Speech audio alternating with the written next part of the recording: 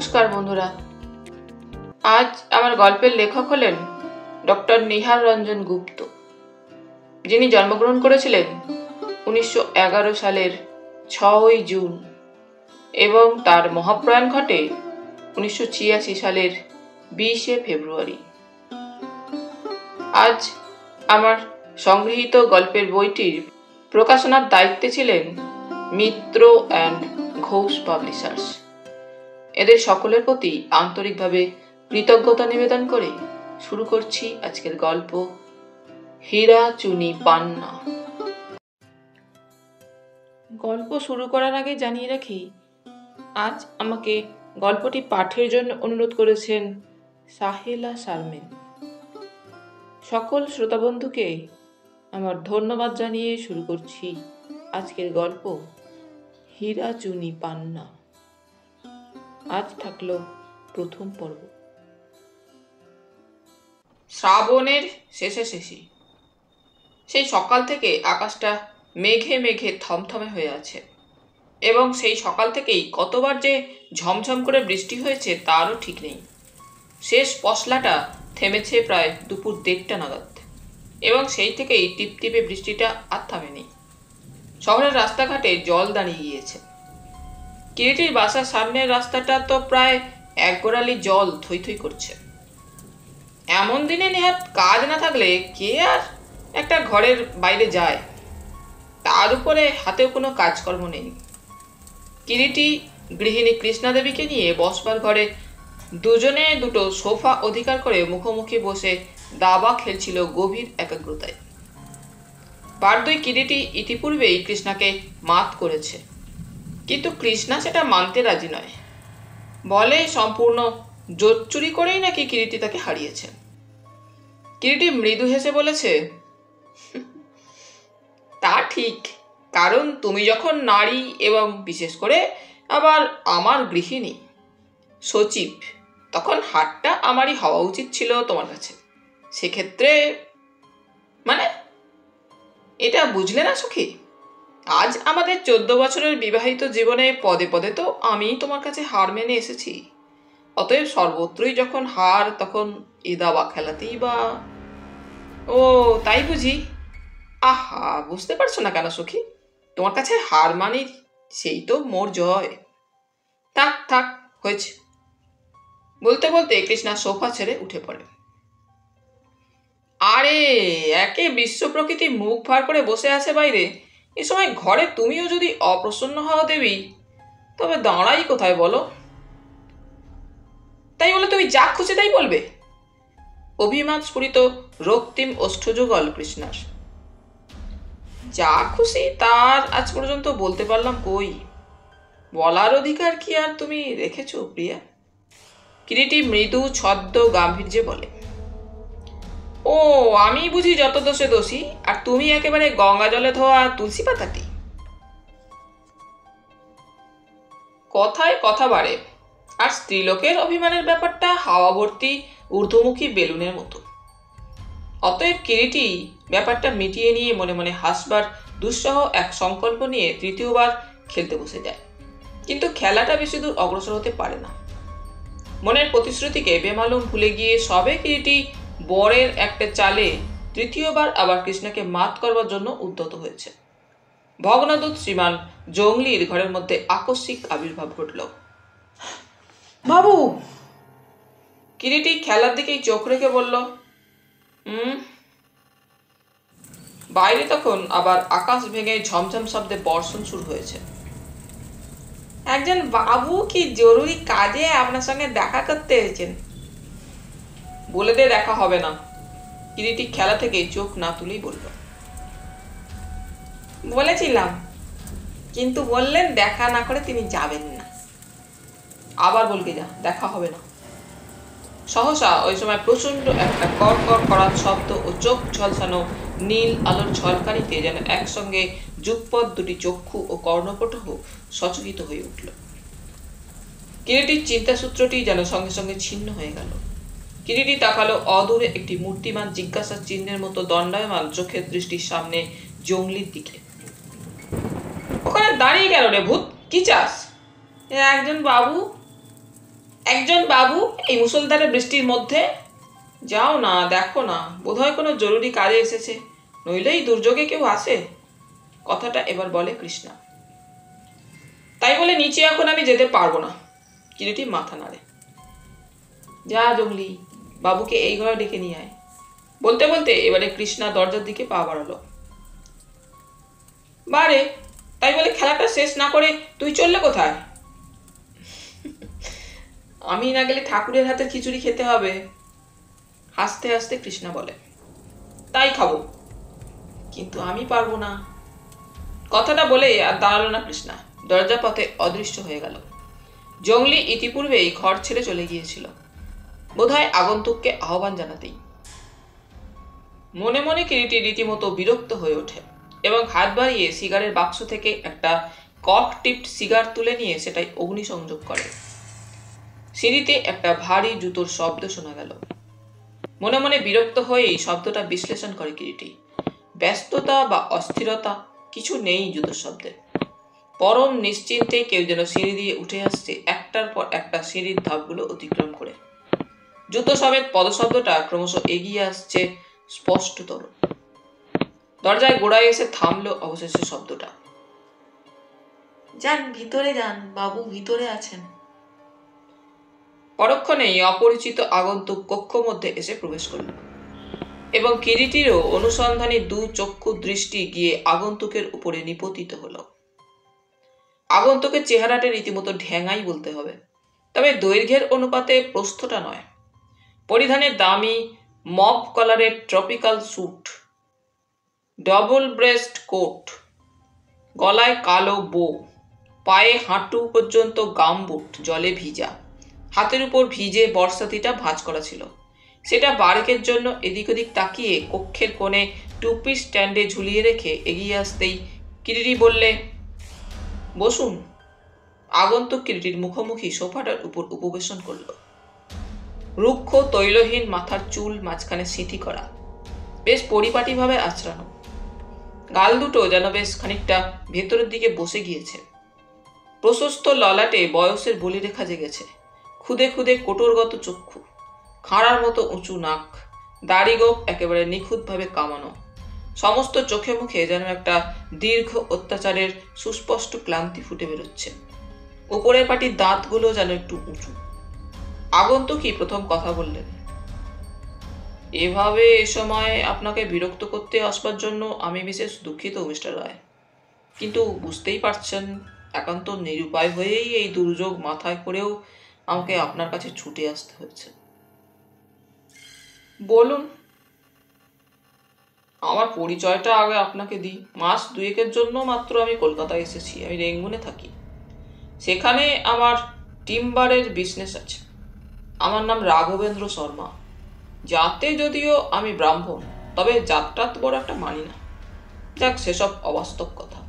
যে জন্য এই দুর্যোগ মাথায় করে আপনার কাছে এসেছি। কিরিটি কোনো কথাই বলে না। নিঃশব্দে সিগারে মৃদু মৃদু টান দিয়ে ধূম উদ্গীরণ করে চলে। রাঘবেন্দ্র বলে, একটি নিরুদ্দিষ্টা মেয়েকে খুঁজে বের করে দেওয়ার জন্যই আপনার শরণাপন্ন হয়ে এসেছি আমি। যেমন করেই হোক, যত টাকা লাগুক, সেই নিরুদ্দিষ্টা মেয়েটিকে খুঁজে আপনাকে বের করে দিতেই হবে মিস্টার রায়।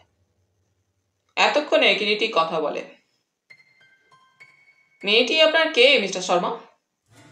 কিরিটির অতর্কিত প্রশ্নে রাঘবেন্দ্র শর্মা যেন সহসা কেমন চমকে ওঠেন। কয়েকটা নির্বাক মুহূর্ত কিরিটির মুখের দিকে কেমন যেন বিহ্বল দৃষ্টিতে তাকিয়ে থাকেন। তারপর অত্যন্ত মৃদু কণ্ঠে কতকটা যেন আত্মগতভাবেই বলেন, আমার কে? হ্যাঁ, কে সে আপনার? আমার? বলতে পারেন আমার সে সব। আমার সমস্ত আশা আকাঙ্ক্ষা। আমার, বলতে পারেন তাকে খুঁজে না পেলে আমার বেঁচে থাকাও মিথ্যে। বুঝলাম, তবু জিজ্ঞাসা করছিলাম। বাধা দিয়ে এবার রাঘবেন্দ্র বললেন, সব তার কথাই একদিন আপনাকে বলবো। আগে আপনি তাকে খুঁজে বের করে দিন। বেশ, তাই বলবেন না হয়, কিন্তু সেই মেয়েটি সম্পর্কে সমস্ত ইতিহাসটাই আমি জানতে চাই। কিরিটি শেষের কথায় আবার রাঘবেন্দ্র শর্মা কিছুক্ষণের জন্য চুপ করে রইলেন। তারপর বললেন পূর্ববৎ মৃদু কণ্ঠে, আপনাকে তো পূর্বেই বলেছি আমি রেঙ্গুনে থাকি, মাস 2 হবে মাত্র কলকাতায় এসেছি। ওই মেয়েটি মানে পান্না এখানেই আমার এক বন্ধুর বাসায় থেকে পড়াশোনা করছিল গত 4-5 বছর। তারপর হঠাৎ মাস 2 আগে আমার বন্ধুটি বেনারসে তার মার অসুখের তার পেয়ে ঝি ও চাকরের জিম্মাতেই তাকে রেখে বেনারস চলে যায়। দিন 15 বাদে যখন ফিরে এলো, এসে দেখে বাড়ির সদরে তালা ঝুলছে। তালা ঝুলছে? হ্যাঁ। ডাকাডাকি করতে পাশের বাড়ির এক ভদ্রলোক এসে চাবিটা তার হাতে দিয়ে বললেন, আমার বন্ধুটি তার পেয়ে বেনারসে চলে যাবার দিন 2 পরেই নাকি একদিন সন্ধ্যায় তার চাকরটা তার হাতে চাবি দিয়ে বলে যে তার মনিবের তার পেয়ে নাকি ওই দিন তারা রাত্রের গাড়িতে বেনারস চলে যাচ্ছে। তারপর আর কি, বন্ধুটি তো সব শুনে একেবারে হতভম্ব। তাড়াতাড়ি তক্ষুনি গিয়ে আমাকেও তার করে দেয় অবিলম্বে কলকাতায় চলে আসবার জন্য। তার পেয়ে আমি চলে এলাম। তারপরে এই 2 মাস ধরে এই শহরে ও শহরের আশেপাশে সর্বত্র খোঁজ করেছি, কিন্তু সেই ঝি, চাকর ও পান্নার কোনো সন্ধানই করতে পারিনি। থানায় খবর দেওয়া হয়নি? হ্যাঁ, দেওয়া হয়েছে, কিন্তু তারাও আজ পর্যন্ত কোনো সন্ধানই বার করতে পারেনি। তাই একান্ত নিরুপায় হয়েই আপনার কাছে এসেছি মিস্টার রায়। মেয়েটির কোনো ফটো আছে? আছে। বলতে বলতে রাঘবেন্দ্র পকেট থেকে একটা খাম টেনে বের করলেন সন্তর্পণে।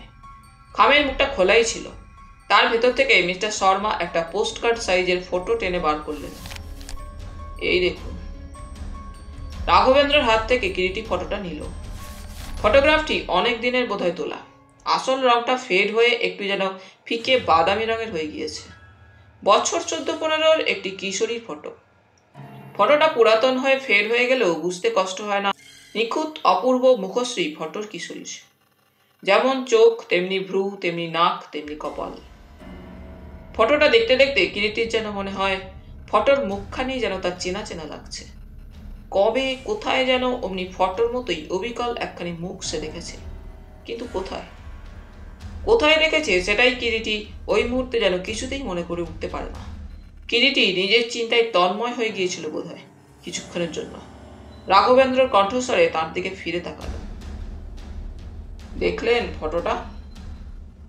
হ্যাঁ, ওই মেয়েটিকেই খুঁজে বের করে দিতে হবে আপনাকে। এই ফটোটা 2-1 দিনের জন্য আমার কাছে রাখতে পারি মিস্টার শর্মা? নিশ্চয়ই, রাখুন না। বেশ, কাল এই সময় আপনি তাহলে আসবেন। কতদূর কি করতে পারবো কাল আপনাকে জানাবো। তাই হবে। তবে বুঝতেই তো পারছেন 2 মাস আমি আমার বিজনেসের কোনো কিছু দেখাশোনা করিনি। পরশুই জাহাজে কিছুদিনের জন্য রেঙ্গুনে আমাকে একবার যেতে হবে। আমার বন্ধুর ঠিকানাটা আপনাকে দিয়ে যাচ্ছি। যা সংবাদ দেবার তাকে দিলেই আমি পাবো। বেশ, একটা ছোট কাগজে অতঃপর একটা ঠিকানা লিখে রাখলো কিরিটি।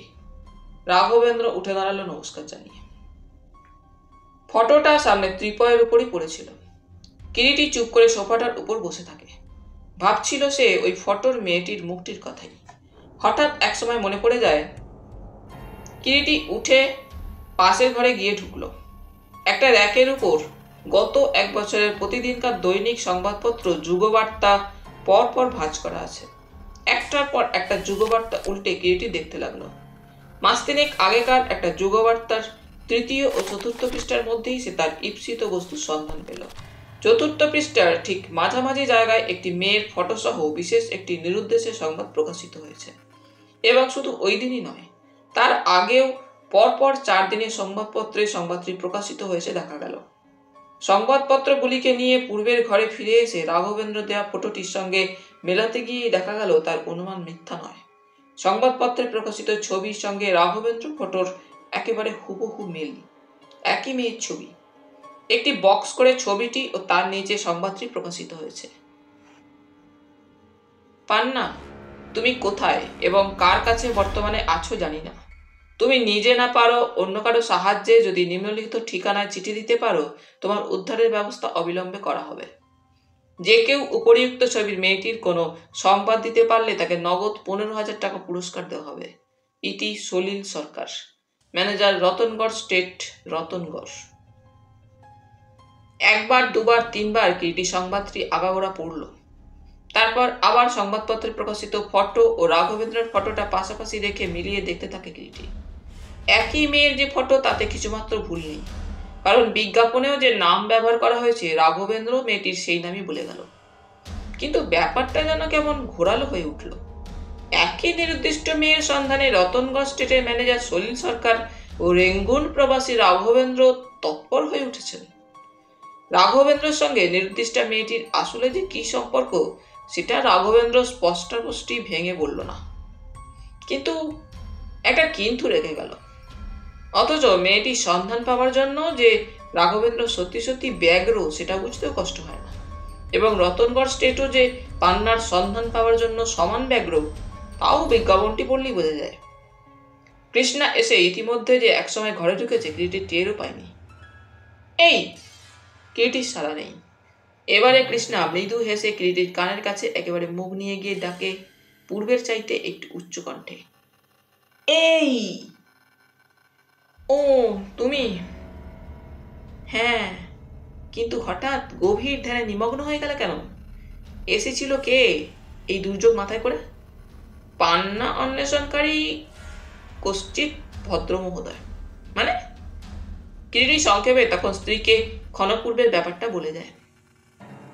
বলো কি? সব শুনে কৃষ্ণা মন্তব্য করে, তাই ভাবছি পান্না দেবী সত্যি সত্যি নিরুদ্দিষ্টা স্বেচ্ছাই হয়েছেন কিনা। সত্যি তুমি তাই মনে করো? আশ্চর্য নয়, উভয় পক্ষের আত্মীয়তার ঠেলা না সামলাতে পেরে হয়তো উদাও হয়েছে মেয়েটি। আচ্ছা, সে সমস্যার সমাধান পরে না হয় রাত্রে শুয়ে শুয়ে ভেব। তার মানে আর কিছুই নয়, খিচুড়ি ঠান্ডা হয়ে গেলে মুখে রুজবে না, অতএব গাত্রোত্থান। কিরিটি হাসতে হাসতে উঠে দাঁড়ালো।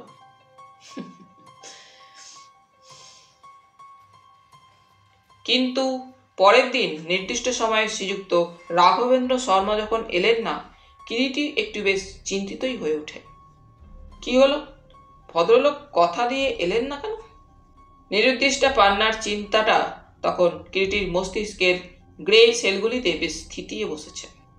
আরও ঘণ্টাখানেক অপেক্ষা করবার পরও যখন রাঘবেন্দ্র এলেন না, কিরিটি হীরা সিংকে গ্যারেজ থেকে গাড়ি বের করতে বলে গায়ে একটা জামা চড়াচ্ছে। কৃষ্ণা এসে সামনে দাঁড়ালো। কি ব্যাপার, কোথাও বেরোচ্ছ নাকি? হ্যাঁ, রাঘবেন্দ্র শর্মা এলেন না কেন বুঝতে পারলাম না। যাই একবার তার বন্ধুর ওখানেই না হয় খোঁজ করে আসি। বন্ধু? হ্যাঁ, একটা ঠিকানা দিয়ে গিয়েছিলেন কাল রাত্রে ভদ্রলোক, হরিপদ অধিকারী। তো নম্বর কাটাপুকুর লেন। ফিরবে কখন? বেশি রাত হবে না। রাঘবেন্দ্র দেওয়া ঠিকানা মতো বাড়িটা খুঁজে বের করতে বেশ একটু বেগই পেতে হয় কিরিটিকে। ঠিক কাটাপুকুর লেন নয়, একটা অন্ধকার সরু গলির মধ্যে বহু পুরাতন দোতলা একটা বাড়ি।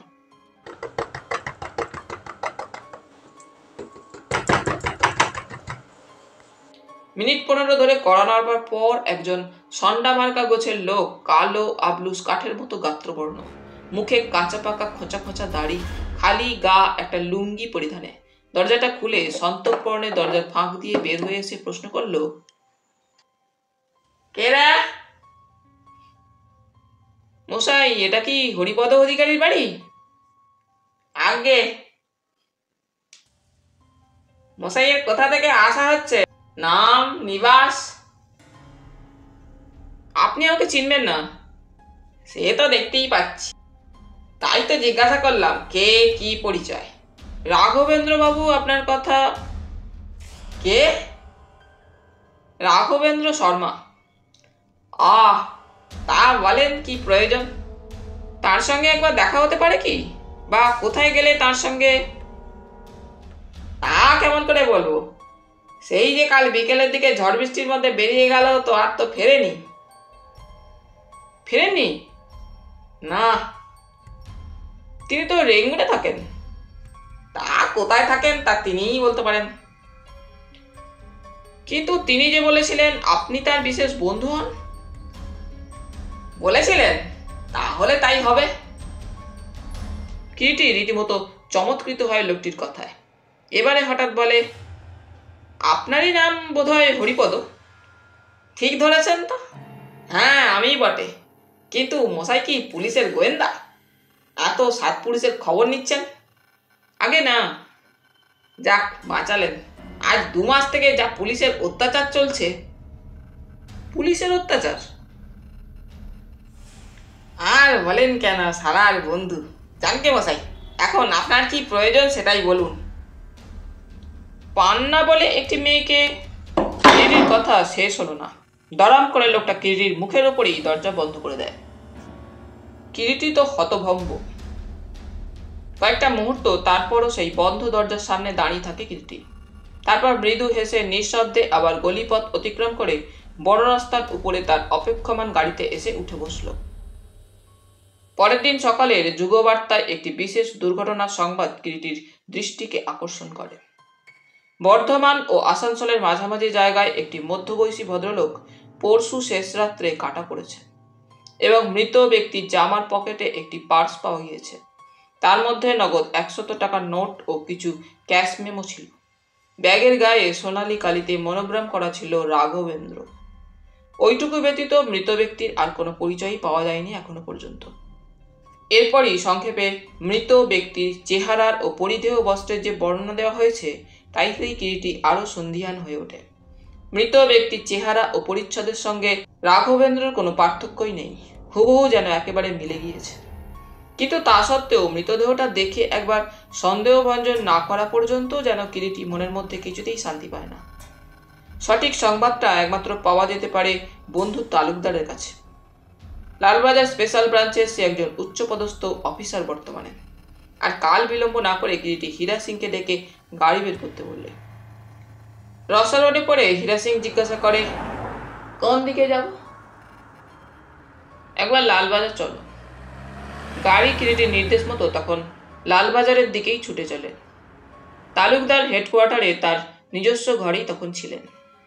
দ্বাররক্ষী সার্জেন্টকে দিয়ে খবর পাঠাতেই তালুকদার নিজেই বের হয়ে এলেন। আরে কি সৌভাগ্য, এসো এসো।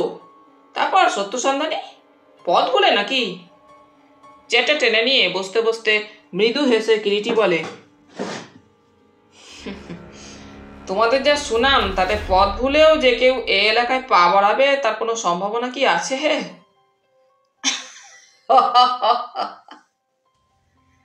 হো হো করে হেসে ওঠেন তালুকদার কিরিটির কথায়। তা যা বলেছ, কিন্তু সত্যি সত্যি আগমনের হেতুটা কি বলো তো রায়? একটা সংবাদ চাই। তা তো তোমাকে দেখেই বুঝেছিলাম। এখন বলো কি সংবাদ জানতে চাও? আজকের যুগবার্তায় তোমাদের এলাকায় যে একটা রেলওয়ে অ্যাক্সিডেন্টের সংবাদ প্রকাশিত হয়েছে দেখেছো? বুঝেছি, তুমি বোধহয় আসানসোল ও বর্ধমান স্টেশনের মাঝামাঝি যে অ্যাক্সিডেন্টটা হয়েছে তার কথা বলছো। হ্যাঁ, কিন্তু কি ব্যাপার? এ তো একেবারে আনকোরা কেস। এর মধ্যেই রহস্যের গন্ধ পেয়ে গেলে তার মধ্যে।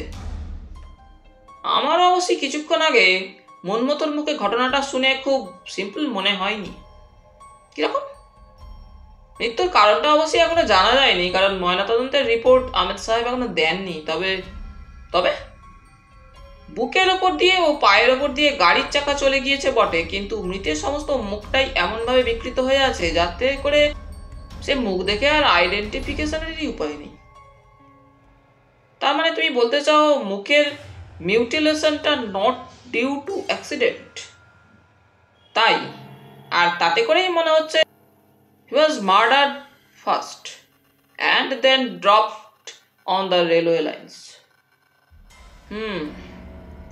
আমার জুনিয়র মনমতোই কেসটার ইনভেস্টিগেশন করছে। তার সঙ্গে আলাপ করতে চাও তো তাকে ডাকাই। বেশ তো। টেবিলের সঙ্গে সংযুক্ত ইলেকট্রিক কলিং বেলটার বোতাম টিপতেই দ্বারে সার্জেন্ট এসে ঘরে ঢুকে স্যালুট দিল। Yes sir. এসআই মনমতো চৌধুরীকে একটু এ ঘরে পাঠাও তো জন, বলবে আর্জেন্ট। সার্জেন্ট স্যালুট দিয়ে বের হয়ে গেল। তারপর আর কি খবর বলো? অনেকদিন পরে এলে। এই একরকম। বিশেষের সংবাদ কি? ভালোই। মনমতো একটু পরে এসে ঘরে ঢুকলো। পরিচয় হবার পর কিরিটি মনমতোর সঙ্গেই মর্গে গেল মৃতদেহটা একবার দেখবার জন্য, কিন্তু মৃতের মুখটা বিকৃত থাকায় সঠিক শনাক্ত করতে পারল না। ওই দিনই বেলা 3টে নাগাদ কিরিটির পূর্ব নির্দেশ মতো এসআই মনমতো চৌধুরী তার বাসায় এলো। কিরিটি ওই দিনকার একটা সংবাদপত্রের অ্যাডভার্টাইজমেন্ট কলমটার ওপরে চোখ বোলাচ্ছিল। বললে, আসুন মন্মথবাবু, বসুন। মন্মথ সামনের খালি সোফাটার উপরে উপবেশন করে। তারপর ময়নাতদন্তের রিপোর্ট অমিত সাহেব দিলেন? হ্যাঁ, সেখান থেকেই আসছি। It is not a case of suicide, clear case of homicide. কিন্তু ময়নাতদন্তের রিপোর্ট কি? অমিত সাহেব বলেছেন থ্রটল, অর্থাৎ শ্বাসরোধ করেই মৃত্যু ঘটানো হয়েছে। আচ্ছা মিস্টার চৌধুরী, মৃতের পকেটে রাঘবেন্দ্র নামটা মনোগ্রাম করা পার্সটা ছাড়া আর তো কিছুই এমন পাওয়া যায়নি যাতে করে ওই মৃত ব্যক্তি যে রাঘবেন্দ্র সেটা প্রমাণিত হতে পারে? না। অতঃপর কিছুক্ষণ দুজনেই চুপ করে থাকে। কিছুক্ষণ পরে কিরিটি প্রথম স্তব্ধতা ভঙ্গ করে বলে, কাটাপুকুর লেনে হরিপদ অধিকারী নামে এক ব্যক্তি থাকেন। তিনি সম্ভবত ওই রাঘবেন্দ্রকে খুব ভালো করেই চিনতেন। তাকে দিয়ে মৃতদেহটা ডিসপোজ করার আগে একবার শনাক্ত করবার চেষ্টা করতে পারেন। নিশ্চয়ই, কিন্তু ব্যাপার কি বলুন তো মিস্টার রায়? কিরিটি সংক্ষেপে তখন রাঘবেন্দ্র কাহিনী মন্মথর কাছে বর্ণনা করে গেল এবং হরিপদর ঠিকানাটাও দিয়ে দিল। যাক, এতক্ষণে তবু এগোবার মতো নির্ভরযোগ্য কিছু পাওয়া গেল। আমি এক্ষুনি সেখানে যাচ্ছি। বলতে বলতে মন্মথ চৌধুরী উঠে দাঁড়ালো। মন্মথ বিদায় নিয়ে যাবার পর কিরিটি বাইরে যাবার জন্য প্রস্তুত হলো এবং নিচে এসে গাড়িতে উঠে হীরা সিংকে সোজা যুগবার্তা অফিসের দিকে চালাতে বলল গাড়ি। অ্যাভিনিউয়ের উপরে দৈনিক যুগবার্তার অফিস। যুগবার্তার প্রোপাইটার সিদ্ধার্থ সরকার কিরিটির পরিচিত। কিরিটি জানত প্রত্যহ ওই সময়টিতে সন্ধ্যা থেকে রাত 9টা পর্যন্ত সিদ্ধার্থ সরকার অফিসে এসে নিজে কাগজপত্র সব দেখাশোনা করে থাকেন। বেয়ারের হাতে স্লিপ দিতেই সিদ্ধার্থ সরকার নিজে তাড়াতাড়ি বাইরে এসে কিরিটিকে ঘরের মধ্যে নিয়ে গেলেন। বসো বসো, অনেকদিন পর দেখা। তারপর? ঘন্টি বাজিয়ে সিদ্ধার্থ চা আনতে বললেন বেয়ারাকে। চা পান করতে করতেই একসময় কিরিটি বলে, মাস তিনেক আগে পরপর কয়েকদিন তোমার কাগজে একটা মেয়ে হারানোর নিউজ বের হয়েছিল। তলায় ঠিকানা দেওয়া আছে রতনগড় স্টেট, রতনগড়। তা হবে? আমাকে যদি একটু জেনে বলে দাও সংবাদটি ছাপানোর জন্য কিভাবে এসেছিল, ডাকে না কোনো লোক মারফত? দাঁড়াও, নিউজ এডিটর সৌরিনকে ডাকি, সে হয়তো তোমাকে এ ব্যাপারে সাহায্য করতে পারবে। কিন্তু নিউজ এডিটর সৌরিন সেনও বিশেষ কোনো আলোক সম্পাদ করতে পারলেন না উক্ত ব্যাপারে। তাছাড়া অনেক দিন হয়ে গিয়েছে, সাধারণত ডিপার্টমেন্টের ক্লার্করাই ওইসব নিউজ দেন, কিন্তু তাদের পক্ষেও সম্ভব নয় ওইসব ব্যাপারের ডিটেলস মনে করে রাখা। কেবল খাতাপত্র দেখে এইটুকু জানা গেল কি একজন টাকা জমা দিয়ে নিউজটা ছাপাবার জন্য দিয়ে যায়। তবে হঠাৎ একসময় সিদ্ধার্থ সরকার বললেন তার মনে পড়েছে। রতনগড় নামটা তার একেবারে অজানা নয়। সাঁওতাল পরগনায় রতনগড় নামে একটা জায়গা আছে বটে, তা সেটাও স্থানীয় এক বিরাট ধনী কয়লা কুঠির মালিকের নিজস্ব দেওয়া স্টেটের নাম। বছর দেড়েক আগে একবার কি একটা কাজে সিদ্ধার্থ সরকার নাকি ওইদিকে গিয়েছিলেন। তুমি সেখানে গিয়েছিলে? কিরিটি উদ্গ্রীব হয়ে ওঠে। হ্যাঁ, এবং সেই সময়ই ওখানকার এক বহুদিনকার পরিচিত ডাক্তার বন্ধুর, যার বাড়িতে গিয়ে আমরা উঠেছিলাম, কথায় কথায় তার মুখে শুনি রতনগড় স্টেটের মালিক জগদীশ নারায়ণ সিংহ। তার মৃত্যু ঘটেছে আরো বছর 5 আগে, অর্থাৎ আজ থেকে 6-6.5 বছর আগে। কিন্তু তিনি বিবাহ না করায় তার মৃত্যুর পর রতনগড় স্টেটের মালিক বর্তমানে তার ভাগ্নে রবিশঙ্কর। রবিশঙ্কর লোকটা কেমন? তার বয়স কত? কিরকম দেখতে? কিছু শুনেছিলে তখন? কিরিটি প্রশ্ন করে। হ্যাঁ, শুনেছিলাম। এক কথায় যাকে বলে দুর্ধর্ষ, মেজাজ একেবারে মিলিটারি, লম্বা চওড়া, বেশ শক্তিমান পুরুষ। ঘোড়ায় চড়ে, বন্দুক চালায়, আর রাত্রে সবাই যখন ঘুমায় তখন তার চোখে ঘুম আসে না বলে নিজে হাতে সিরিঞ্জে ছুঁচ ফুটিয়ে ফুটিয়ে ঘুমানোর জন্য মরফিয়া ইঞ্জেকশন নেয়। সিদ্ধার্থের শেষের কথায় কি জানি কেন কিরিটি সোজা হয়ে বসে। চোখের তারা দুটো তার অদ্ভুত একটা উত্তেজনায় কি এক অস্বাভাবিক দ্যুতিতে ঝকঝক করতে থাকে। বলে, আশ্চর্য। তারপর? ওই রকমই সামান্য সামান্য তার সম্পর্কে আমি শুনেছিলাম কিরিটি। তাও তার সম্পর্কে যেটুকু বলে স্থানীয় লোকেরা এবং কিছুটা আন্দাজে কল্পনায় গড়ে তুলে, কিছুটা সে বাড়ির চাকর বাকরদের মুখে শুনে। কেন? কারণ রবিশঙ্করের সামনে দাঁড়িয়ে কথা বলবার সাহস খুব কম লোকেরই হতো। জমিদারের প্রাসাদটার নামই রতনগড়। দিনের বেলায় কোনো সময়ই বড় একটা কেউ রতনগড় থেকে তাকে বের হতে দেখত না। সেখানে আসা অবধি একমাত্র সন্ধ্যার দিকে একবার ঘণ্টাখানেকের জন্য ছাড়া। ঘোড়ায় চেপে ওই সময়টাতে সে বেড়াতে বের হতো। তাহলে বলো একজন মিস্টেরিয়াস লোক? তা বলতে পারো। 8-10টা কোল মাইনের মালিক, আসানসোল ও ধানবাদে বিরাট অফিস। নিজে কখনো সে অফিসে যায় না। প্রয়োজন মতো অফিসের ম্যানেজারকে সে রতনগড়ে ডেকে পাঠায় এবং আমার সেই বন্ধুর মুখেই শোনা, রতনগড়ের বাইরে না বের হলেও সমস্ত কিছু তার নখদর্পণে নাকি থাকে সর্বদা। ব্যবসা বা অন্যান্য স্টেট সংক্রান্ত যাবতীয়, এমনকি সামান্য খুঁটিনাটি ব্যাপারেও নাকি তার দৃষ্টি এড়ায় না। রাত প্রায় 9:30টায় কিরিটি তার বাসায় ফিরে এলো। আকারহীন চিন্তা নীহারিকা তার মাথার মধ্যে ঘুরে বেড়াচ্ছিল, আর সেই চিন্তা নীহারিকার মধ্যে অস্পষ্ট একটা ছায়ামূর্তি থেকে থেকে যেন উঁকি দিচ্ছে। লম্বা চওড়া শক্তিমান পুরুষ, ঘোড়ায় চড়ে, বন্দুক চালায়, আবার রাত্রে মরফিয়া ইঞ্জেকশন নেয় ঘুম হয় না বলে। শুধু তাই নয়, তার সঙ্গে জড়িয়ে আছে এক রাঘবেন্দ্র শর্মা, যার আকস্মিক মৃত্যু ঘটেছে রেলওয়ে অ্যাক্সিডেন্টে, এবং যে রাঘবেন্দ্র এসেছিলেন এক বর্ষণমুখর মধ্যাহ্নে একটি অনিন্দ সুন্দর কিশোরীর ফটোগ্রাফ নিয়ে কিরিটিকে দিয়ে তার অনুসন্ধান করাবার জন্য। আর সেই কিশোরীটির নামই পান্না। সেই সঙ্গে আরেকটি ছায়ামূর্তি তার পাশে এসে দাঁড়ায়। পুরুষ নয়, নারী, রহস্যময়ী, অবগুণ্ঠনবতী। দেখা গিয়েছিল যার শুধু খালি পা, আর আর্টিস্ট রতিকান্তর বর্ণনায় যার শঙ্খ ধবল ননি দিয়ে গড়া নিরভরণা একখানি নিটোল কোমল বাহু। ওদিকে আবার রতনগড় স্টেট থেকে সেই পান্নার অনুসন্ধানে বিজ্ঞাপন দেওয়াই হয়েছে। তার অনুসন্ধান করে দিতে পারলে নগদ 15,000 টাকা পুরস্কার দেওয়া হবে। কিন্তু রতনগড় থেকে এত দূরে বসে সে রহস্যের মীমাংসা তো করা যাবে না। রতনগড় রহস্য জানতে হলে অন্তত একবার সেখানে যেতেই হবে। সম্ভব হলে রতনগড়ের বর্তমান মালিক রবিশঙ্করের সঙ্গেও দেখা করতেও হবে। কিন্তু কি করে তা সম্ভব? যুগবার্তার প্রোপাইটার সিদ্ধার্থ সরকারের মুখ থেকে যেটুকু রবিশঙ্কর সম্পর্কে জানা গেছে, তাতে করে হঠাৎ তার সামনে গিয়ে দাঁড়ানো বুদ্ধিমানের কাজ হবে না। এমনও হতে পারে দেখা না করেই হয়তো তাকে হাঁকি দিতে পারে। ভাবতে ভাবতে হঠাৎ একটা কথা মনে হওয়ায় কিরিটির দুটো চোখ চকচক করে ওঠে। ঠিক তাই সে করবে। আশ্চর্য, এতক্ষণে তার ও কথাটা মনেই হয়নি। যুগবার্তায় প্রকাশিত ওই বিজ্ঞাপন রজ্জুকে অবলম্বন করেই তো অনায়াসে সে রতনগড়ের রবিশঙ্করের সামনে গিয়ে দাঁড়াতে পারে। হাতের একেবারে এত কাছে এমন চমৎকার একটা নির্ভরযোগ্য সূত্র থাকতেও কিনা সে এতক্ষণ ভেবে কুলকিনারা পাচ্ছিল না। হ্যাঁ, ঠিক আছে, কালই সিদ্ধার্থ সরকারের কাছ থেকে তার সেই পরিচিত ডাক্তার বন্ধুর নামে একটা পরিচয়পত্র নিয়ে সে রতনগড়ের দিকে রওনা হবে। কিরিটি নিশ্চিন্ত হয়ে একটা সিগারে অগ্নিসংযোগ করে। নতুন করে আবার প্রথম থেকে রাঘবেন্দ্র কাহিনী ও সিদ্ধার্থের মুখে শোনা রতনগড়ের কাহিনী আগাগোড়া দুটো চিন্তা করে একের সঙ্গে অন্যের একটা যোগাযোগ স্থাপনের চেষ্টা করতে লাগলো। কেবলই যেন তার মনে হতে লাগলো 2 2 4-এর অব্যর্থ যোগফলের মতো উপরিউক্ত দুটি ঘটনার মধ্যেও যেন একটা সত্য আছে।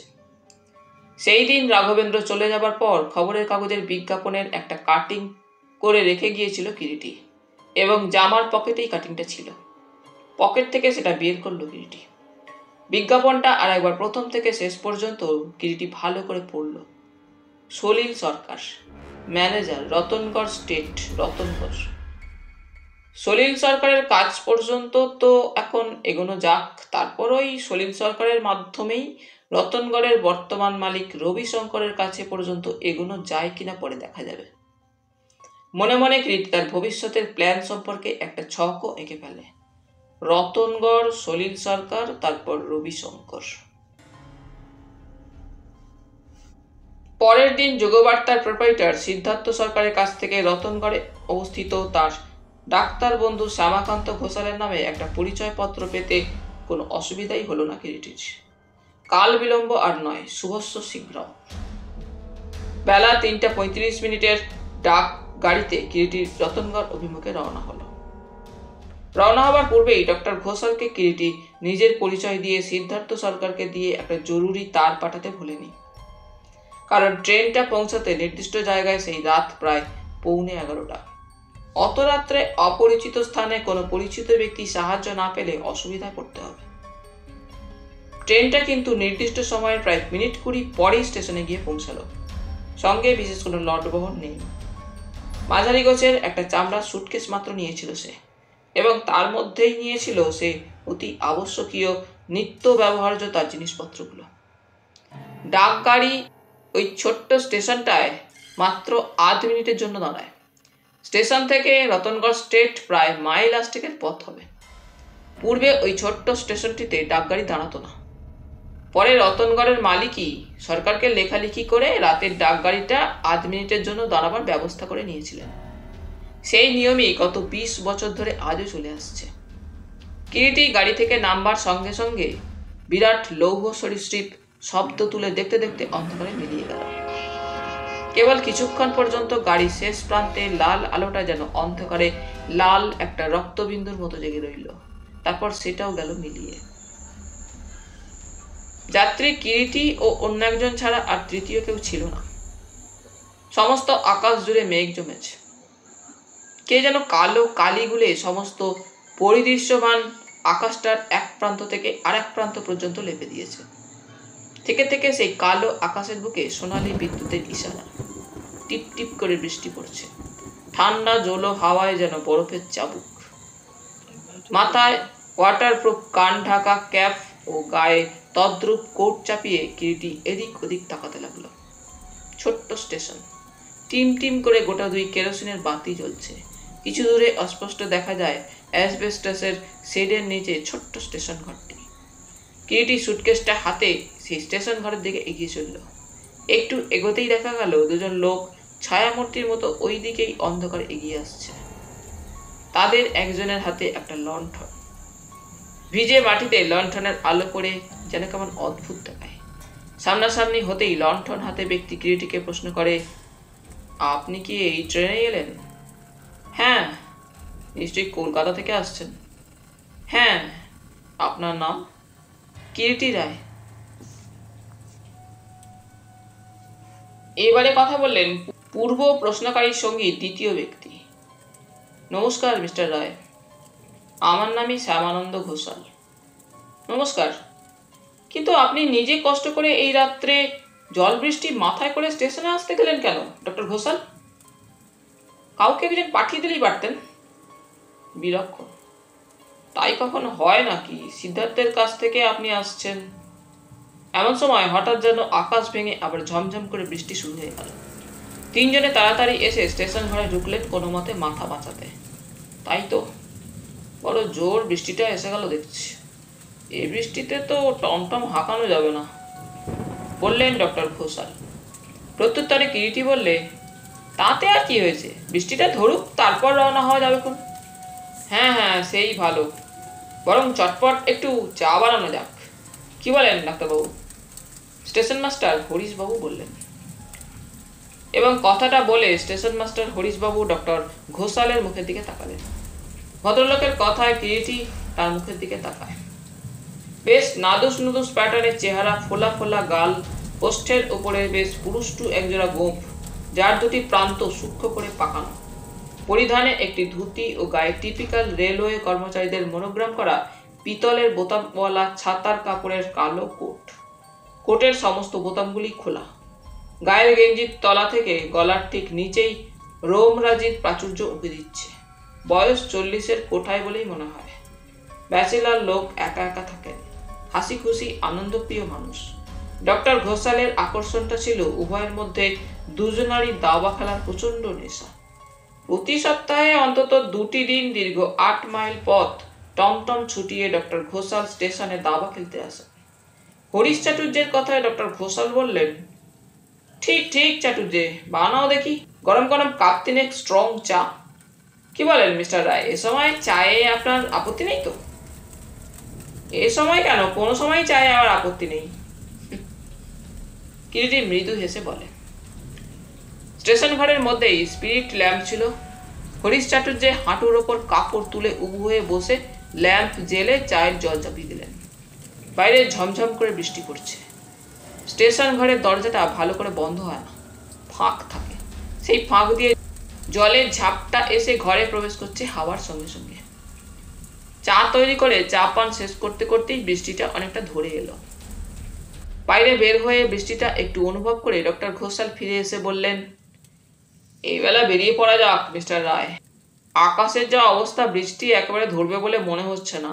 আপনি কি বলেন মিস্টার রায়? তাই চলুন। স্টেশনের বাইরে একটা পত্রবহুল আমলকি গাছের নিচে ডাক্তারের টমটমটা দাঁড় করানো ছিল। টমটমটা ঝকঝকে এবং ঘোড়াটিও সবল হৃষ্টপুষ্ট। বেচারি বৃষ্টির মধ্যে দাঁড়িয়ে দাঁড়িয়ে ভিজতে ভিজতে পাথরের নুড়ি ফেলা রাস্তার উপর থেকে থেকে পা ঠুকছিল। উভয়ে টমটমে উঠে বসলেন। উঁচু নিচু পাহাড়ি পথ, এত বৃষ্টি হলেও কাদায় প্যাচ প্যাচ করে না। খুব চওড়া নয়, আবার খুব সরুও নয় পথটা, এবং দুটো গাড়ি সর্বত্র পাশাপাশি যাওয়া একটু মুশকিলই। মাইল চারেক পথ যেতে যেতেই হঠাৎ আকাশে দেখা দিল ত্রয়োদশীর বাঁকা চাঁদ। আকাশে সঞ্চরণশীল টুকরো টুকরো ধূসর মেঘের গায়ে সেই চাঁদের আলো লেগে যেন অপূর্ব একটা শ্রী ধারণ করে। রাত্রে ধূসর পাহাড় শ্রেণী ঢেউ তুলে তুলে ছড়িয়ে গেছে। মধ্যে মধ্যে পথের দুপাশে শালপিয়ালের জঙ্গল। বর্ষণ সিক্ত সেই গাছপালার উপর চাঁদের আলো করে যেন পিছলে যাচ্ছে গলিত রূপার মতো। কিরিটি মুগ্ধের মতো চারিদিককার দৃশ্য দেখতে দেখতেই চলছিল। বর্ষণ সিক্ত মধ্যরাত সহসা যেন রহস্য ঘেরা এক রংমহলের দ্বার খুলে দিয়েছে ওদের চোখের সামনে। সমস্ত প্রকৃতি জুড়ে যেন এখনো কোনো মেঘ মল্লারের শেষ রেশটুকু। সদ্য ঘুম ভাঙা স্বপ্নের মতোই লেপে রয়েছে আলতোভাবে সমস্ত প্রকৃতি জুড়ে। হঠাৎ ডক্টর ঘোষালের ডাকে কিরিটির চমক ভাঙল। কিরিটিবাবু। বলুন। সিদ্ধার্থের চিঠিটা পড়ে আপনার এখানে হঠাৎ এভাবে আগমনের হেতুটা তো আদপি স্পষ্ট হলো না। সে লিখেছে বিশেষ একটা কাজে নাকি আপনি এখানে এসেছেন, এবং আমাকে সে লিখেছে যতদূর সম্ভব আপনাকে সাহায্য করতে। সাহায্য আপনি যে ঠিক কিরকম চান আমার কাছ থেকে, এবং সেটা আদৌ আপনার কাজে লাগবে কিনা সেটাও বুঝতে পারছি না রায়মশাই। কৌতূহলী দৃষ্টিতে কিরিটি তাকালো তার পার্শ্বে উপবিষ্ট ডক্টর ঘোষালের দিকে। ডাক্তার বলতে লাগলেন, কারণ আপনার সঙ্গে ইতিপূর্বে সাক্ষাৎ পরিচয় না থাকলেও আপনার বহুল পরিচিত নাম ও মানুষটি সম্পর্কে সাধারণ লোক এত বেশি জানে যে আপনার মতো লোকের কি সাহায্যে আমি আসতে পারি সেটাই ভেবে পাচ্ছি না। আপনি স্টেশনে আমাকে দেখে প্রশ্ন করেছিলেন, রায়মশাই কেন নিজে এত রাত্রে এত কষ্ট স্বীকার করে আপনাকে নিতে এসেছি। তার জবাবে বলতে পারি, আপনাকে দেখবার ও আপনার সঙ্গে পরিচিত হওয়ার অদম্য একটা স্পৃহা আমার অনেকদিন থেকেই ছিল। তাই আপনাকে স্টেশনে রিসিভ করতে যাওয়ার লোকটা সংবরণ করতে পারিনি। ডক্টর ঘোষালে শেষের কথায় কিরিটি মৃদু একটু হাসলো মাত্র, নিঃশব্দে, কোনো জবাবই দিল না। পাথুরে রাস্তায় ঘোড়ার খুরের খটখট মেটালিক আওয়াজটা কেবল নিশুতি রাতের স্তব্ধতায় বুকে একঘেয়ে একটা শব্দ তরঙ্গ জাগিয়ে চলেছে। চাঁদের গা ঘেঁষে বর্ষণ ক্লান্ত নিশাকাশে চলেছে টুকরো টুকরো মেঘের আসা যাওয়া শূন্য পথে। মধ্য যামিনী যেন শূন্য নভতলে স্বপ্নের আলপনা এঁকে চলেছে সূক্ষ্ম তুলির এলোমেলো টানে টানে। আসলে ওই অদ্ভুত পরিবেশের ধ্যানটুকু যেন কথা বলে ভাঙতে চাইছিল না কিরিটি। তথাপি ডক্টর ঘোষাল যখন নিজে থেকেই কথা শুরু করলেন, তখন অন্তত কিছু না বলা কেমন যেন ভদ্রতা বিরুদ্ধ বলেই মনে হয় তার। কিরিটি তাই এবার নিজের স্তব্ধতা ভঙ্গ করল। সত্যি এখানে এসেছি আমি কয়েকটা সংবাদ সংগ্রহ করতে ডক্টর ঘোষাল। সংবাদ কথাটা বলে হঠাৎ ডক্টর ঘোষাল যেন তার ক্ষণপূর্বের বিস্ময়কে একপাশে সরিয়ে দিয়ে বলে উঠলেন, বোধহয় বুঝতে পারছি কেন এখানে আপনি এসেছেন। কৌতূহলী কিরিটি প্রশ্ন করে, কি বলুন তো? রতনগড় সম্পর্কেই কোনো কিছু তো? ডক্টর ঘোষালের কথায় কিরিটির মুহূর্তে বুঝতে কষ্ট হয় না যে ডক্টর লোকটি ওর মস্তিষ্কের সাধারণের চাইতে বেশ কিছুটা বেশি বুদ্ধি ধরেন। তাই এবারে স্মিত কণ্ঠে কিরিটি প্রত্যুত্তরে বললে, আপনি অনুমান ঠিকই করেছেন ডক্টর ঘোষাল।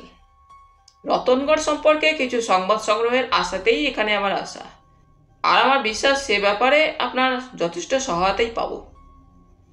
ডক্টর ঘোষাল জবাবে যেন একটু নিরুৎসাহের মতোই চুপ করে রইলেন। ডান হাতের শিথিল মুষ্টির মধ্যে ছুটন্ত অশ্বের বলগার প্রান্তটি ধরা, দৃষ্টি সম্মুখের দিকে প্রসারিত। এতক্ষণে নির্জন রাস্তা অতিক্রম করে বহু দূর দূর বিচ্ছিন্ন হলেও কিছুটা লোকালয়ের মধ্যে এসে প্রবেশ করেছিল ওদের ধাবমান টমটম। উঁচু নিচু রাস্তা এখানেও, একদিকে যতদূর দৃষ্টি যায় অসমতল শূন্য প্রান্তর, মধ্যযামিনীর ক্লান্ত স্তব্ধতায় যেন গা এলিয়ে পড়ে আছে। অন্যদিকে কিছুটা অন্তর অন্তর মধ্যে মধ্যে দেখা যাচ্ছে দু একটি সাঁওতাল পল্লী ও সেই পল্লীর কুটিরগুলো। কিরিটি স্তব্ধতা ভঙ্গ করে বললে, আচ্ছা ডক্টর ঘোষাল, আপনি রতনগঞ্জ স্টেটের ম্যানেজার সলিল সরকারকে চেনেন নিশ্চয়ই? সম্মুখে পথের দিকে দৃষ্টি রেখেই ডক্টর ঘোষাল জবাব দিলেন, হ্যাঁ, অল্প বিস্তর পরিচয় ছিল বই। মধ্যে মধ্যে পূর্বে যখন রতনগড়ের পূর্বতন মালিক জগদীশ নারায়ণ জীবিত থাকাকালীন সময়ে সময়ে রতনগড়ে আমি যেতাম, তখনই আলাপ হয়েছিল সরকার মশাইয়ের সঙ্গে। শুনেছি বহু বর্ষ ধরে সলিল সরকার নাকি রতনগড়ে ম্যানেজারি করছেন, সেই ধরুন জগদীশ নারায়ণের বাপের আমল মুরলী নারায়ণের সময় থেকেই। তাহলে বেশ বয়স হয়েছে বলুন লোকটির? হ্যাঁ, তা ধরুন 65 তো হবেই, কিন্তু এককালে বড় কুস্তিগীর ছিলেন, যথেষ্ট দেহচর্চা করতেন। ব্রহ্মচারী নিরামিষাসী মানুষ বলেই হয়তো এখনো ওই বয়সেও বেশ কার্যক্ষমই আছেন। চট করে দেখলে প্রথম দৃষ্টিতে বুঝতেই পারবেন না যে সলিল সরকারের অত বয়স হয়েছে। এখনো তো তিনিই ম্যানেজার স্টেটের? হ্যাঁ, নামে তাই বটে, তবে কার্যে আর নেই। রবিশঙ্কর নিজেই সব দেখাশোনা করে থাকেন আজকাল, কাউকে তিনি বড় একটা বিশ্বাস করেন না। খুব সন্দেহবাতিক বুঝি লোকটার? তা নয় ঠিক, তবে এক বিচিত্র ধাতুতে গড়া। কিরকম? সে ঠিক আপনাকে হয়তো এক কথায় বা দু কথায় স্পষ্ট করে বুঝিয়ে বলতে পারবো না। A man of peculiar nature, একটা টাইপ ক্যারেক্টার মশাই। বিরাট চেহারা, তপ্ত কাঞ্চনের মতো গাত্রবর্ণ, কথা খুব কম বলেন, কারো সঙ্গেই মেশেন না তেমন। তেমনি হট করে তার সামনে গিয়ে দাঁড়াবারও যেন কেউ সাহস পায় না। আমি তার চোখের দিকে তাকিয়ে দেখবার সুযোগ পাইনি বটে, তবে দু চারজনের সে সুযোগ ঘটেছে, তাদের মুখেই শুনেছে সে চোখে নাকি আছে এক সম্মোহন দৃষ্টি। সমস্ত দিন রাত্রি 24 ঘন্টাই প্রায় বলতে গেলে লোকটা দোতলার একটা ঘরে থাকেন। বৈকাল ঠিক সন্ধ্যার আগে ঘোড়ায় চেপে বেড়াতে বের হন ঘন্টা দেড়েক দুয়েকের জন্য, এবং ঠিক ঘোড়ায় চাপা নয়, ঝড়ের ভেগে ঘোড়া ছোটান। মধ্যে মধ্যে দু একবার রাস্তায় ওই সময় চোখে পড়েছে, ঝড়ের বেগে একটা কালো ঘোড়ার পিঠে চেপে সামনে দিয়ে ছুটে বেরিয়ে যেতেন। কেউ দেখা করতে চাইলে তার সঙ্গে আগে অনুমতি চেয়ে পাঠাতে হবে, তবে দেখা তিনি করবেন কিনা তা জানা যাবে। কিন্তু এও শুনেছি তার সঙ্গে নাকি দেখা করবার অনুমতি বলে একটা পাওয়াই যায় না, বা বলতে পারেন তিনি দেখাই করেন না কারোর সঙ্গে। যে ঘরে দোতলায় তিনি থাকেন সে ঘরে প্রবেশ করবার হুকুম নাকি আছে শুনেছি ঠাকুর ও চাকরে এবং তার অতি প্রিয় নেপালি দারোয়ান জম বাহাদুরের, যে সর্বদা বাঘের মতো ওত পেতে দৌড়টার সামনে বসে আছে 24 ঘন্টায়। আশ্চর্য লাগছে লোকটা সম্পর্কে শুনতে। তারপর? হ্যাঁ, আশ্চর্য লাগবারই কথা। লোকটা যেন পুরোপুরি একটা মিস্ট্রি। শুনেছি সারা রাতে মাত্র ঘন্টা 2 ছাড়া ঘুমোয় না লোকটা, এবং শুধু সেই 2 ঘন্টা ছাড়া বাকি রাতটা ঘরের মধ্যে 1000 পাওয়ারের বিদ্যুৎ বাতি জ্বলে। বিদ্যুৎ বাতি? হ্যাঁ, স্টেটের প্রাসাদে ওদের নিজস্ব ডায়নামোতেই বিদ্যুৎ সরবরাহের ব্যবস্থা আছে। ওরা কি জাত ডক্টর ঘোষাল? কনৌজ ব্রাহ্মণ। পূর্বতন মালিক রতনগড়ের জগদীশ নারায়ণের তো কোনো সন্তান সন্ততি ছিল না, তাই না? প্রত্যুত্তরে যেন একটু ইতস্তত করেই একটা ছোট্ট ঢোক গিলে ডক্টর ঘোষাল বললেন, হ্যাঁ, কতকটা তাই বটে, কারণ জগদীশ নারায়ণ বিবাহ করেননি। আরে মশাই, তাই কোথা থেকে উড়ে এসে ওই ভাগ্নে একটা জুড়ে বসেছে। জগদীশ নারায়ণের কত বছর বয়সে মৃত্যু হয়? তা খুব বেশি হবে না, বছর 42 বয়স হবে তখন জগদীশ নারায়ণের। কিসে মারা গেলেন? কি হয়েছিল? সে এক বিচিত্র ব্যাপার। কিরকম? একদিন প্রত্যুষে রতনগড় প্যালেসের পশ্চাতের উদ্যানে তার মৃতদেহ আবিষ্কৃত হলো। সেও ধরুন আজ থেকে বছর 8 পূর্বে। জগদীশ তার পিতা মুরলীনারায়ণের মৃত্যুর পর মাত্র 3 বছর বেঁচে ছিলেন। মৃত্যুর কারণ কিছু জানা যায়নি? না, কেউ বলে হত্যা করেছে কেউ তাকে, আবার কেউ বলে তিনিই নাকি আত্মহত্যা করেছিলেন। কিন্তু আত্মহত্যা করবার তার কোনো কারণ ছিল নাকি? বা কোনো চিঠিপত্র কি লিখে রেখে গিয়েছিলেন? না, সেরকমের কিছু নয়। পরের দিন সকালবেলায় 10টা পর্যন্ত যখন তিনি শয়নঘরের দরজা খুললেন না, তখন সাড়া পড়ে যায় রতনগড় প্যালেসে। সাধারণত অবশ্যই বেলা 8টা, সাড়ে 8টার আগে জগদীশ নারায়ণ ঘুম থেকে উঠতেন না, কিন্তু তাই বলে বেলা 10টাও কখনো হতো না তার ঘুম ভাঙতে। তাতেই নির্দিষ্ট সময় অতিবাহিত হয়ে যাবার পরও যখন দেখা গেল তিনি ঘর থেকে বেরোচ্ছেন না, তখন সাড়া পড়ে যায়। তারপর পুলিশ আসে, এসে দরজা ভেঙে ভিতরে প্রবেশ করে যখন ঘরের মধ্যে তার কোনো সন্ধান পেল না, তখন খুঁজতে খুঁজতে জগদীশ নারায়ণের মৃতদেহ প্যালেসের পিছনের দিকে উদ্যানে আবিষ্কৃত হলো। মৃতদেহে তার পূর্বেই রায়গড় মাউটি শুরু হয়ে গেছে। তার মৃত্যু বা আত্মহত্যার কারণ কিছুই জানা যায়নি তাহলে? না, তবে আমার মনে হয় স্থানীয় দারোগা পান্ডে কিছু জানেন হয়তো। ব্যাপারটাকে নিয়ে একটু নাড়াচাড়া করবার চেষ্টা করেছিলেন কিছুদিন, কিন্তু শেষটায় সব যেন কেমন ধামাচাপা পড়ে গেল। এবং তার মধ্যে ওই ম্যানেজার সলিল সরকারের কিছু হাত ছিল বলেই সকলের বিশ্বাস। একটা কথা ডক্টর ঘোষাল, ওই জগদীশ নারায়ণের চরিত্র কেমন ছিল? একটু খেয়ালি ও বিলাসী ছিলেন বটে, তবে মদ বা নারীতে কোনো আসক্তি ছিল বলে শুনিনি, যেটা সাধারণত ওই শ্রেণীর ধনী লোকেদের মধ্যে খুব দেখা যায়। ইতিমধ্যে ওরা প্রায় গন্তব্যস্থানে পৌঁছে গিয়েছিলেন, সামনেই লোকালয়, এবং তার মধ্যে বিশেষ একটা 3তলা বিরাট প্রাসাদ চাঁদের আলোয় সহজেই কিরিটির দৃষ্টি আকর্ষণ করে। খুব বেশি দূরে নয় সেই বাড়িটা, তাই তার দ্বিতলের একটি কক্ষে যে তখনও প্রচণ্ড শক্তিশালী বিদ্যুৎ আলো জ্বলছে তা সহজেই নজর পড়ে কিরিটির দূর থেকেও। এবং কিরিটি কোনরূপ প্রশ্ন করবার আগেই ডক্টর ঘোষাল সেই আলোকিত প্রাসাদের দিকে দৃষ্টি আকর্ষণ করিয়ে বলেন, ওই যে দেখুন দেখা যাচ্ছে রতনগড় প্যালেস, ওই দেখুন এখনো রবিশঙ্করের ঘরে আলো জ্বলছে। কিরিটি কোনো কথা না বলে কেবল সেই দিকেই তাকিয়ে রইল। গাড়ি এসে ডাক্তারের বাংলো বাড়ির গেট দিয়ে ভিতরে প্রবেশ করল। ডক্টর ঘোষালের বাড়িটা রতনগড় থেকে খুব বেশি দূরে নয়, মিনিট 10-এর পথ হবে হয়তো। ডক্টর ঘোষাল নির্ঝঞ্ঝাটে মানুষ। তিনি নিজে এবং তার স্ত্রী, একটিমাত্র ছেলে, সে কলকাতায় একটি মিশনারি কলেজের অ্যাটাচড বোর্ডিংয়ে থেকে বিএসসি পড়ে।